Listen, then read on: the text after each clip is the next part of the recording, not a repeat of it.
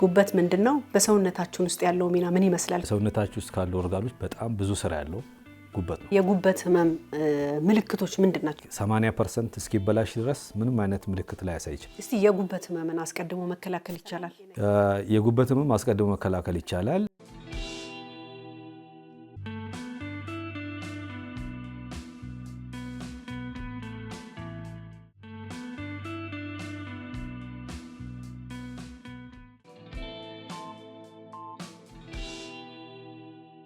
ሰላም ጤና ይስጥልኝ። ሳምንታዊ ስለ ጤናው የተሰኘ መሰናዷችንን ይዘን ቀርበናል። አብራችሁን ቆዩ። የዛሬው መሰናዷችን የጉበት ህመም መንስኤና መፍትሄን ይቃኛል። በዚህ ጉዳይ ላይ ማብራሪያ የሚሰጡን በቅዱስ ጳውሎስ ሆስፒታል ሚሊኒየም ሕክምና ኮሌጅ የውስጥ ደዌ ስፔሻሊስትና የአንጀት የጉበት ሰብ ስፔሻሊስት የሆኑትን ዶክተር ሚፍታ ደሊልን እዚህ ጋብዘናል። አብራችሁን ቆዩ። ዶክተር ሚፍታ እንኳን ደህና መጡ። እሺ፣ ታንኪዩ። እንኳን ደህና ቆያችሁኝ።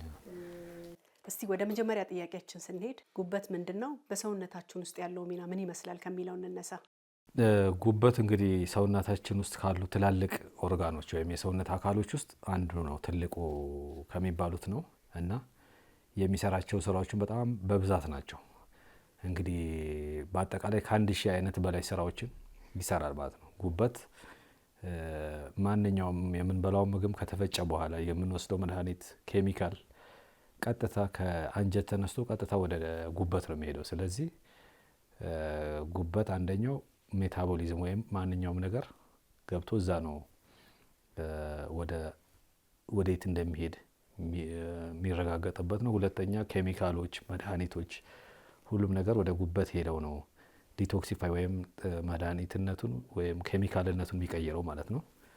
ሁለተኛ ደግሞ ለሰውነት አስፈላጊ የሆኑ ፕሮቲኖች እንደ አልቡሚን፣ እነዚህ ክሎቲንግ ፋክተርስ፣ ደም መርጋት መቆጣጠሪያ ነገሮችን ሁሉ የሚመረተው እዛ ነው። እነዚህ በጣም ጥቂቶቹ ናቸው እና እንደዚሁም ደግሞ ባይል የምንለው ወይም ሐሞት የምንለው ፈሳሽ ለምግብ መፍጫ የሚሆኑትን የሚሰራው ከዛ ነው። ከዚህ በተጨማሪ ደግሞ ልክ እንደ የሰውነት መከላከያ ብዙ ባክቴሪያዎች፣ ቫይረሶች ከአንጀት ተነስተው በደም ስር አድርገው ወደ ጉበት የሚመጡት የመጀመሪያው አንደኛው ዲፌንስ ሜካኒዝም መከላከያ ቦታ ነው። ስለዚህ ጉበት ለሜታቦሊዝም ይጠቅማል። ሁለተኛ እነዚህ ዲቶክሲፊኬሽን የምንለው ነው፣ መርዛማ ነገሮችን መርዛማ እንዳይሆኑ መፍጠር ነው። ሁለተኛ ከሰውነታችን የገቡ ኬሚካሎች ተመልሰው እንዲወጡ ጉበት ነው እንዲወጡ አድርጎ የሚያስተካክለው ማለት ነው እና በተጨማሪ ደግሞ ሆርሞኖች ያመነጫል፣ ብዙ ፕሮቲን ይሰራል።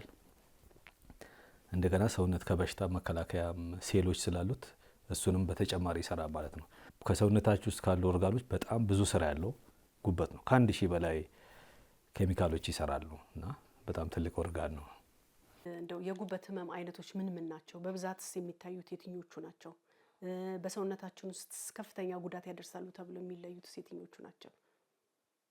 ጉበት ህመም ያው በብዙ ነገሮች ሊመጣ ይችላል። ቅድም ባልኩት መሰረት እንደዚህ በዓለም ደረጃና በእኛ ሀገር ደረጃ ስናየው በከፍተኛ ደረጃ በተለይ በዓለም ደረጃ ስናይ እንደ ቫይረሶቹ ናቸው። ሄፓታይተስ ቢ፣ ሄፓታይተስ ሲ እና አልኮል ሪሌትድ አንዳንዴ ከፍተኛ የሆነ አልኮል መጠጥ፣ እነዚህ እና በአሁኑ ሰዓት ደግሞ ተጨማሪ የጉበት ስብ የምንለው በተለይ መቆጣት ካመጣ ስቲያቶ ሄፓታይተስ እንለዋለን።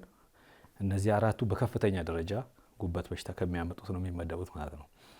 እንደው በፐርሰንት ደረጃ ለማስቀመጥ የእኛ ሀገር ላይክ ወደ 50% የሚሆነው የጉበት በሽታ ከሄፓታይተስ ቢ ነው የሚከሰተው። በከፍተኛ 15 እስከ 20% ይሆናል። አልኮልም በከፍተኛ ሁኔታ ጉበት አፌክት ያደርጋል። ከጥሎ ሄፓታይተስ ሲ ነው። አሁን ከተማ ከመስፋፋትና መቀመጥ ከመብዛት የተነሳ የጉበት ፋትና ቅባት በጣም በከፍተኛ ሁኔታ እየጨመረ ያለበት ነው ያለው። ሌላው ዓለም ላይ ስናይ አልኮልና በተለይ ሄፓታይተስ ቢ፣ ሄፓታይተስ ሲ ሕክምና አለው፣ ክትባት አለው በተለይ ሄፓታይተስ ቢ። ስለዚህ እነሱ እየጠፋ እየቀነሰ ነው ያደጉ ሀገሮች ላይ። ስለዚህ በሱ ቦታ አሁን እየተተካ ያለው የጉበት ስብ እና አልኮል ጋር የተያያዙ እነዚህ ዋነኛ የጉበት በሽታ መንስኤዎች ናቸው። በተለይ እኛም ሀገር ከትላልቅ ከተሞች ውስጥ አውሮፓ፣ አሜሪካ ወይም ደግሞ እንደዚህ አረብ ሀገሮች ላይ ስናይ የጉበት ስብና ከፍተኛ እና ሌላ ምዕራባውያን ደግሞ አልኮልም ተጨማሪ ኢፌክት አለው ማለት ነው። በተለይ በአሁኑ በሀገራችን ከዚህ ከጉበት ስብ ጋር ተያይዞ በርካታ ሰዎች ለዚህ ችግር ይዳረጋሉና መንስኤው ምንድን ነው እና የተለየ ያደረገውስ ነገር ምንድን ነው ተብሎ ሊወሰድ ይችላል? እንግዲህ ይሄኛው እንደ ምንድን ነው እንደ ፓንደሚክ እንደ አውት ብሬክ ነው። በከፍተኛ ሁኔታ እየተስፋፋ ያለ ነገር ነው። አንዳንድ ጥናቶች የሚያሳዩት የዓለም ሕዝብ አንድ 30% ወይም አንድ ሶስተኛ፣ ያ ማለት ከ2 ቢሊዮን የሚሆን ሕዝብ በላይ የጉበት ስብ ሊኖረው ይችላል ማለት ነው። የጉበት ስብ ሊኖረው ይችላል። የጉበት ስብ ያለበት ሰው ሁሉ ወደ ከፍተኛ የጉበት ቁስለት አይፈጠርም ማለት ነው። የጉበት ስብ ካላቸው ሰዎች ውስጥ ምናልባት ከ10 እስከ 15% ጉበቱን ስቡ ከመብዛቱ የተነሳ ጉበቱን ማቁሰል ይጀምራል። ያ ደግሞ ቁስለት ቀስ እያለ እያቆሰለ እየዳነ ጠባሳ እየፈጠረ ይሄድና መጨረሻ ላይ ጉበት ስራውን ማከናወን የማይችልበት ደረጃ ሲደርስ የጉበት ፌለር ወይም ሊቨር ፌለር ወይም ሲሮሲስ ወይም ድክመት ያመጣል እና ብዙ ሰው በዛ ይጎዳል ማለት ነው። ምክንያቱም አሁን እንዳልኩት በጣም ብዙ ሰው ነው አፌክት የሚሆነው። አንዳንድ ሀገሮች ላይ ምናልባት እድሜያቸው ከ20 በላይ የሆኑ ሰዎች ላይ 50% አካባቢ ይኖርባቸዋል። እንደ ሜክሲኮ የመሳሰሉ ሀገሮች ወይም እንደ ሳውዲ አረቢያ ላይ በጣም ብዙ ነው። እኛም ሀገር ከተማ ላይ በብዛት አለ ማለት ነው። ከምን ጋር የተያያዘ ነው መነሻው? ያው አንደኛ ይሄ ብዙ እንቅስቃሴ አለመኖር ነው። ሁለተኛ ደግሞ እነዚህ ፋስት ፉድስ የሚባሉት እንደ ጣፋጭ ነገሮች እና የተጠበሱ እንደ በርገር፣ ቺፕስ ወይም ዘይቶች የበዛባቸው ምግቦች፣ ከፍተኛ ስኳር ያላቸው ሶፍት ድሪንኮች ጨምሮ እነዚህ ነገሮች ሁሉ ወደ ፋቲ ሊቨር ይቀይራል ማለት ነው። ሌላው አልኮልም የጉበት ቅባት ያመጣል ማለት ነው። አንደኛው ሜካኒዝም እሱ ነው ማለት ነው። ስለዚህ ዋናው የእንቅስቃሴ መቀነስ፣ ምግቦች ሺፍት ማድረግ ነው ወደ ሀይሊ የሆነ ማለት የተለመደው አይነት ምግብ ሳይሆን እነዚህ ኢነርጂ ዴንስ ምግቦች ማለት ነው። እነሱ ወደዚህ ነገር ይቀየራል ማለት ነው። እንደው አሁን ከነገሩኝ አንጻር የጉበት ስብ በሽታ የሚባለው ከሌሎች የጉበት በሽታዎች አይነቶች በምንድን ነው የሚለየው? ምንድን ሕክምና አለው? ክትባት አለው ወይስ እንዴት ነው የሚለየው? የሚለየው ምንድነው? ብዙ ጊዜ አልትራሳውንድ ሲሰራ የጉበት ቅባቱ ማየት ይቻላል። በአልትራሳውንድ ስካን ማየት ይቻላል። ስለዚህ አልትራሳውንዱ ላይ በተለይ ቅባቱ ትንሽ ቅባት ከሆነ አያሳይም። አልትራሳውንድ ከፍ እያለ ሲመጣ ግን ማሳየት ይጀምራል። ስለዚህ አብዛኛው ሰው የጉበት ቅባት አለ የሚባለው በአልትራሳውንድ ነው። እንደዚህ ክትባት ወይ እንደዚህ ነገሮች የሉትም። የሚመጣው ሴዴንተሪ ላይፍ ነው፣ የመቀመጥ አሁን ብዙ ሰዓት ኮምፒውተር ላይ ቴሌቪዥን ላይ እንቅስቃሴ አለማድረግና ውፍረት መጨመር ጋር የተያያዘ ስለሆነ መከላከያ መንገዱ አንደኛው ኤክሰርሳይዝ ማድረግ ነው። ቢያንስ በሳምንት እስከ 150 ደቂቃ ወክ ማድረግ ይባላል፣ ወይም በቀን 30 ደቂቃ ወክ ማድረግ ያስፈልጋል እና እንደዛ እሱን ማድረግ። ሁለተኛ ጣፋጭ ነገሮች በተለይ የታሸጉ ሹገር ዳይቶች፣ አንዳንዴ ከስኳር ነጻ የሚሉም ለስላሳ መጠጦች ጁሶች አሉ። እነሱም ቢሆን ሱክሮስ አይኖረውም እንጂ ሌላ ፍሩክቶስ የሚባል ሌላ ሹገር ስለሚኖረው እሱም ደግሞ ወደ ቅባት ይቀየራል። በተቻለ መጠን እነሱን አለመጠቀም፣ በዘይት የተጠበሱ ነገሮችን አለመጠቀም፣ ክብደት መቆጣጠር የመሳሰሉ ነገሮችን ነው መከላከያው ዋናው መንገድ። እንደው ለጉበት በሽታ አንዳንድ ጊዜ ጣፋጭ ነገር መውሰድ ጥሩ ነው የሚባል ልማዳዊ ይሁን ሳይንሳዊ ይሁን አይታወቅምና እስቲ ይሄን ነገር እንዴት ነው የሚያብራሩት ዶክተር? ማለት ያው በተለምዶ ጣፋጭ ምግብ እንዲበሉ ይመከራል ነው ጉበት በሽተኛ ያለቾች። ይሄኛው የሚሆነው አኪዩት ኢንፌክሽን አኪዩት ሄፓታይተስ ሲኖራቸው ምናልባት አይናቸው ቢጫ በሚሆንበት ሰዓት ነው። ያኔ ምን ማለት ነው? ጉበት የሚመጣውን ፕሮቲን በደንብ ዩቲላይዝ መጠቀም ወይም ደግሞ ከፕሮቲን የሚመጣውን ኬሚካል ማስወገድ የማይችልበት ደረጃ ስለሚደርስ ያ ኬሚካል ጭንቅላት ላይ ወጥቶ ችግር ያመጣል ነው። ግን ዋንስ ይሄ ቢጫ መሆኑና ሌላ ነገር ከተረጋጋ በኋላ የጉበት በሽታ ቢኖር ፕሮቲን እንዲበሉ ይመከራል፣ እንደውም ይፈቀዳል፣ ይበረታታል። እቺ በጣም ብዙ ጊዜ ለአጭር ሰዓት የምናደርጋት ነው። በከፍተኛ ሁኔታ ታሞ ጉበቱ በጣም መስራት የማይችልበት ከፍተኛ ደረጃ ላይ ሲደርስ ነው። ያን ጊዜ ካለፈው በኋላ ጉበት በሽታው ቢኖረው ግን ፕሮቲን እንዲበላ ይመከራል ማለት ነው። እንደዚህ ቤት ላይ ሆኖ የሚከለከል ነገር አይኖርም ብዙ ጊዜ። እንደው በአጠቃላይ የጉበት ህመም ምልክቶች ምንድን ናቸው? የበሽታው ምልክቶችና አንድ ግለሰብ በጉበት ህመም ተይዣለሁ ብሎ ወደ ሆስፒታልስ የሚሄደው መቼ ነው? እንግዲህ ዋናው ችግሩ እዚህ ላይ ነው። ዋና እንግዲህ ከሰውነታችን ውስጥ ከፍተኛ አቅም ካላቸው የሰውነታችን አካላት ውስጥ አንደኛው ጉበት ነው። ላይክ 80% እስኪበላሽ ድረስ ምንም አይነት ምልክት ላይ ያሳይ ይችላል አንዳንዴ ማለት ነው። በተለይ ክሮኒክ ሊቨር ዲዚዝ የምንለው ለዛ ነው። ስለዚህ 80% እስኪደርስ ድረስ አሁን ቅድም ያልናቸው 1000 አይነት ስራዎች ይሰራል ያለውን መስራት ይችላል እና ብዙ ሰው ሆስፒታል መሄድ ምክንያቱም ብዙ ምልክት ስለማይኖረው አይመጣም። ባይ ዘ ታይም 80%ቱን ካለቀ በኋላ 15 10 ሲቀረው ነው ምልክቶች እንደ ለምሳሌ አሳይተስ እንለዋለን፣ ሆድ ላይ ውሃ መፍጠር፣ እንደገና ማስመለስ፣ ደም ማስመለስ የመሳሰሉ ነገሮች ሲኖረው በዚህ ሰዓት ምናልባት የቀረው ጉበት ላይ 10-15%ን ኦልሬዲ 85%ቱ ተበላሽቷል እና በዛ ሰዓት ብዙ የሚደረግ ነገር የለም ማለት ነው። ቅድም እንዳልኩት ግን አኪዩት ሄፓታይተስ የምንለው ለምሳሌ አንድ ቫይረስ ጉበቱን ያጠቃዋል፣ ከዛ የሕክምና ይደረግለታል፣ ሊድን ይችላል፣ እሱ ሙሉ ለሙሉ ይሆናል። ያ ምልክት ብዙ ጊዜ አይኔ ቢጫ መሆን፣ በዚህ በስተቀኝ ደረት ስር ውጋት፣ ከፍተኛ ድካም ደግሞ አለ፣ ምግብ ማስጠላት፣ ማቅለሽለሽ እና ማስመለስ ነገሮች ይኖሩታል፣ አኪዩት ኢንፌክሽን። በዚህም ሰዓት ሄዶ ያ የተፈጠረው ሄፓታይተስ ሙሉ ለሙሉ ድኗል ወይስ የቀረ ነገር አለ ማለት ብሎ ማየት ይቻላል ማለት ነው። ብዙዎቹ ሲጀምሩ እንደ አኪዩት ኢንፌክሽን ይሆናል፣ ሰውነት ይቆጣጠረዋል። ከዛ ሰው ፊልም ያደረገው እንደ ዳነ ነው የሚሰማው፣ ግን ትናንሽ ቁስለቶችና ይካሄዳል ማለት ነው። ስለዚህ አፍተር 5-10 ይርስ በኋላ ቁስለቱ ከፍተኛ ደረጃ ቅድም እንዳልኩት 80% በላይ ዳሜጅ ከሆነ በኋላ ይመጣል ማለት ነው። በዚህ ሰዓት ብዙ ጊዜ የጉበት መቀየር ትራንስፕላንት ካልተደረገ በስተቀር ብዙ መመለስ አይቻል። ኦልሬዲ ጠባሳ ፈጥሯል። ጠባሳ ነው እንጂ ትክክለኛው ጉበት የለም በዛ ሰዓት እና የሚችሉ ሰዎችን አንዳንዴ ወደ እኛ ሀገር የለም ጉበት ነቅሎ ተከላ። ስለዚህ ወደ ውጭ ሀገር ሄደው አስቀይረው ይመጣሉ። አንዳንድ እዚሁ ጳውሎስ ሆስፒታል ላይ የምንከታተላቸው አሉ። እዛ አስቀይረው እዚህ የሚከታተሉ አሉ። እስቲ የጉበት ህመምን አስቀድሞ መከላከል ይቻላል? የጉበት ህመም አስቀድሞ መከላከል ይቻላል። አንደኛው ለምሳሌ እኛ ሀገር ዋና ቀደም መጀመሪያ ላይ እንዳልኩት የሄፓታይተስ ቢ የሚባለው ቫይረስ ነው። ስለዚህ እሱ ደግሞ ኢፌክቲቭ የሆነ ክትባት አለው።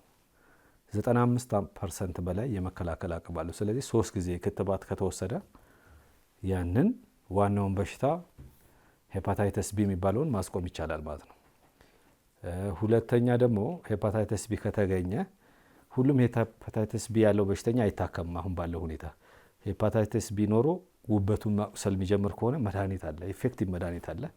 ቁስለቱንም ቫይረሱንም በከፍተኛ ሁኔታ ይቀንሳል። ግን ብዙ ጊዜ መድኃኒቱን ለእድሜ ልክ መውሰድ ሊያስፈልግ ይችላል ማለት ነው። ሄፓታይተስ ቢ። ሄፓታይተስ ሲ የሚባለው ደግሞ ያው እሱ አለ። አሁን እሱ በጣም ጥሩ መድኃኒቶች አሉት። ለ3 ወር ብቻ የሚሰጥ መድኃኒት ነው። አብዛኛው በሽተኛ በ3 ወር መድኃኒት ከወሰደ ይድናል። ሲ የሚባለው እነዚህ ሁለቱ ናቸው። ሌላው በእኛ ኢትዮጵያ ውስጥ በከፍተኛ ደረጃ ያለው ሌላው አልኮል ሪሌትድ ሊቨር ዲዚዝ ወይም አልኮል ጋር የተያያዘ ነው። ስለዚህ እንግዲህ ብዙ የጤና ማህበራት የአሜሪካ፣ የአውሮፓ የጉበት ሐኪሞች ማህበር የሚመክሩት ከአንድ ቢራ በላይ በቀን አይመከርም ማለት ነው። አንድ ቢራ በላይ ከሆነ ጉበት ሊጎዳ ይችላልና እሱን ማስወገድ ነው። እኛ ሀገር ብዙ ጊዜ ጥናቶች የሚያሳዩ አንደኛ ሄፓታይተስ ቢ፣ ከዛ አልኮል፣ ቀጥሎ ሄፓታይተስ ሲ ነው ማለት ነው። አሁን ከተማ ላይ የጉበት ስብ ወይም ቅባት የምንለው ነው። እሱ ደግሞ ቅድም እንዳልኩት ክብደት መቆጣጠር ነው፣ ወክ ማድረግ ነው። እንደገና ጣፋጭ ነገሮችና እነዚህ ዘይት የበዛባቸው ቅባት የበዛባቸው በመቀነስ መከላከል ይቻላል። ዋናዎቹ እነዚህ ስለሆኑ ማለት ነው። እንደው እስቲ የጉበት ህመም አሳሳቢነት በዓለም አቀፍ ደረጃ ወይም በሀገራችን እንዴት ይመስላል? አሳሳቢ ነው ወይስ አይደለም ብለን ልንወስድ እንችላለን? የጉበት ህመም አሳሳቢ ነው። አብዛኛው ሀገሮች ላይ ከ10ሩ ገዳይ በሽታዎች ውስጥ ከ1 እስከ 10 ካሉት ውስጥ የሚመደብ ነው፣ ብዙ ቦታ ላይ ማለት ነው። እኛም ሀገር ለምሳሌ የጉበት ካንሰር አንዳንዴ በ3ኛ በ4ኛ ደረጃ ይሆናል ማለት ነው። የጉበት ካንሰር አሁን ያልኳቸው በሽታዎች ናቸው። ሲቆዩ ወደ ጉበት ካንሰር ይቀየራሉ እና ጉበት ካንሰር በጣም ሕክምናው በጣም ብዙ አድቫንስድ ያሉና ወይም ከባድ ካንሰር ከሚባሉት ውስጥ ነው እና በዚህ ምክንያት የሞርታሊቲው በጣም ሀይ ነው። በከፍተኛ ሁኔታ ከሚገሉ በሽታዎች ነው። ላይክ በዓለም ደረጃ እስከ 1 ሚሊዮን ሰው በአንድ አመት ውስጥ በጉበት ካንሰር ጋር ይሞታል። በጉበት በሽታ አጠቃላይ ከ2 እስከ 3 ሚሊዮን ሰው ይሞታል። ሰው በጣም አሳሳቢ ነገር ነው። እኛም ሀገር ቶፕ 10 ከሚባሉት ገዳይ በሽታዎች ውስጥ በየአመቱ ይኖራልና ስለዚህ በጣም አሳሳቢ ነገር ነው። እንደው ከጉበት ሄፓታይተስ ቢ ምናምን ተብለው ከተዘረዘሩት የጉበት ህመሞች የትኛው ነው በእኛ ሀገር አሁን አሳሳቢ የሆነ የመጣው? የኛ እንግዲህ ያው ከቦታ ቦታ ይለያል። እንደ አጠቃላይ ኢትዮጵያ ስናይ ብዙ ማህበረሰብ ያው ገጠር ነዋሪም ገበሬም ስለሆነ ብዙ ቅባት ነገር ይጠቀማል ብለንም አንጠብቅም። ሁለተኛ እንቅስቃሴው ከፍተኛ ስለሆነ ብዙ ቅባት ነገር አይኖርም። ስለዚህ ስቲል ለኛ በጣም ፕሪዮሪቲ ዋናው አሳሳቢ እንደ ሀገር ደረጃ ሄፓታይተስ ቢ የሚባለው ነው። እሱ ላይክ አንዳንድ ዳታዎች እስከ 10% የሚሆነው የኢትዮጵያን ህዝብ ተጠቅቷል ቢለው ያ ማለት 13-12 ሚሊዮን ህዝብ በላይ ሄፓታይተስ ቢ አለ። ከዚህ ውስጥ ምናልባት 5% ብቻ ነው እንዳለው እንደሌለው የሚያውቀው። በጣም እሱ ነው አሳሳቢ። ስለዚህ እሱ በጣም አሳሳቢ ጉዳይ ነው። ግን ትላልቅ ከተሞች ላይ ስናይ እንደ አዲስ አበባ ያሉ ትላልቅ ከተሞች ላይ ስናይ ብዙ ሰው ክትባቱም ስለሚወስድ ሄፓታይተስ ቢ መከላከል ተችሏል። አሁን ደግሞ ልጆች ወዲያው የተወለዱ ቀን የሄፓታይተስ ቢ ክትባት መስጠት ተጀምሯል። አሁን ሪሰንትሊ በጤና ሚኒስቴር ጸድቆ እሱም ከፍተኛ የሆነ መከላከል ይፈጥራል ተብሎ ይጠበቃል። ሌላው ለጤና ባለሙያዎች ኦልሞስት ለሁሉም ጤና ባለሙያ ብዙ ሆስፒታሎች ላይ ይሄ ክትባት ይሰጣል እንዳይተላለፍ። ስለዚህ ክትባቱን መውሰድ አንድ ትልቅ ነገር ነው ማለት ነው። ግን እነዚህ ነገሮች ነው ያሉት ሄፓታይተስ ቢ። ሄፓታይተስ ሲ ደግሞ ከተከሰተ በኋላ በ3 ወር ውስጥ የሚሰጡ መድኃኒቶች አሉ፣ ይድናል አብዛኛው ጊዜ። ስለዚህ በጣም እንትን አይደለም። አሁን በከፍተኛ ሁኔታ እያሳሰበ የሚመጣው ግን የጉበት ቅባት ጋር የተያያዘው ነው ማለት ነው። የጉበት ቅባት ጋር የተያያዘው ምንድነው? ያው ሴዴንተሪ ላይፍ ነው። አብዛኛው ሰው ኮምፒውተር ላይ ነው፣ ቴሌቪዥን ላይ ነው፣ እንቅስቃሴ የለም፣ ክብደት ይጨምራል። ስለዚህ ምግቦቹ እንደምናየው በጣም የምዕራባውያን የምንለው አይነት ምግብ ስለሆነ በከፍተኛ ጥናት ሁኔታ ይጨምራል። አንድ ጥቁር አንበሳ ላይ የተሰራ ጥናት ላይ 24% አካባቢ የሚሆኑት የሚገቡ ሰዎች የጉበት ቅባት አላቸው። ላይክ እነዚህ በሽተኞች ሳይሆኑ ጠያቂዎች ራሱ አልትራሳውንድ ሲሰራ እስከ 24% አለ እና በጣም ብዙ ነው። ከተማ ላይ በጣም ብዙ ነው ማለት ነው። ስለዚህ በጣም አሳሳቢ ይሆናል ማለት ነው። እስቲ የጉበት በሽታ በየትኛው የእድሜ ክልል ላይ ያሉ ሰዎችን ነው ሊያጠቃ የሚችለው ተብሎ ይወሰዳል? እንግዲህ እንደ እንትኑ ይለያያል፣ እንደ ኮዙ ይለያያል ማለት ነው። እንደ ምክንያቱ ማለት ነው። ለምሳሌ ሄፓታይተስ ቢ ስናይ ብዙ ጊዜ ከልጆች ላይ ነው የሚኖረው እና እድሜያቸው ከ20 እስከ 30 በታች ባሉ ሰዎች ላይ ይበልጥ እናገኛለን ማለት ነው። ሄፓታይተስ ሲ ደግሞ እንደዚሁ አደልት ላይ ነው የምናገኘው። ከእድሜያቸው ከ20 እስከ 40 ወይም ከዛም በኋላ ሊኖር ይችላል። የጉበት ቅባት ግን ስናይ በብዛት የሚያጠቃው እድሜ ከ40 በላይ ሲሆን ነው። ልክ እንደ ጉበት ቅባት ማለት እንደ ሜታቦሊክ ሲንድረም እንለዋለን። ሜታቦሊክ ሲንድረም ማለት እድሜ መግፋት ጋር ተያይዘው የሚመጡ እና ውፍረት መጨመር ጋር እንደ ደም ግፊት፣ ስኳር እና ይሄ ኮሌስትሮል የደም ኮሌስትሮል መጨመር ጋር አንዱ ምልክት ነው። ስለዚህ እድሜ ከ40 በላይ የሆነ ሲመጣ እየጨመረ ይመጣል ማለት ነው። ዶክተር ጥያቄን ጨርሻለሁ። በእርሶ በኩል ግን እንደ ሕክምና ባለሙያ በጉበት ህመም ላይ የሚሰጡት አስተያየት ወይም ይሄ ቀረ መተላለፍ አለበት የሚሉት መልእክት ካለ መድረኩን ልስጠው። እኛ ጋር ሁለት በርድ ነው። አንደኛ ኢንፌክሽየስ የምንላቸው እነዚህ ተላላፊ በሽታዎች በቫይረስ የሚመጡ አሉ። አሁን ደግሞ ተላላፊ ያልሆነ እንደ የጉበት ስብ አይነት እየመጡ ነው ያለው ማለት ነው። ስለዚህ ለህዝቡ የምንመክረው ይሄ እንቅስቃሴ ማብዛት፣ ሰውነት ክብደት መቆጣጠር፣ እንደዚሁም ደግሞ በአመት አንድ ጊዜ የሆነ ሄልዝ ቼክ አድርጎ ያለብን ደረጃ ማወቅ ጥሩ ነው የምንለው። እንደዛ ቢያደርግ ብዙ ሰው መከላከል ይችላል። አብዛኛው በሽታዎች እርሊ ከተገኙ እንደዚህ ትልቅ ደረጃ ሳይደርስ በፊት ማስቆም ስለሚቻል መድኃኒትም አለ። አሁን ለዚህ ለጉበት ቁስለት ካለው የሚሰጡ መድኃኒቶች አሉና እነሱንም ማድረግ ይቻላል ማለት ነው። ዶክተር ሚፍታ እዚህ ድረስ መጥተው ስለሰጡን ማብራሪያ ከልብ አመሰግናለሁ። እኔም አመሰግናለሁ።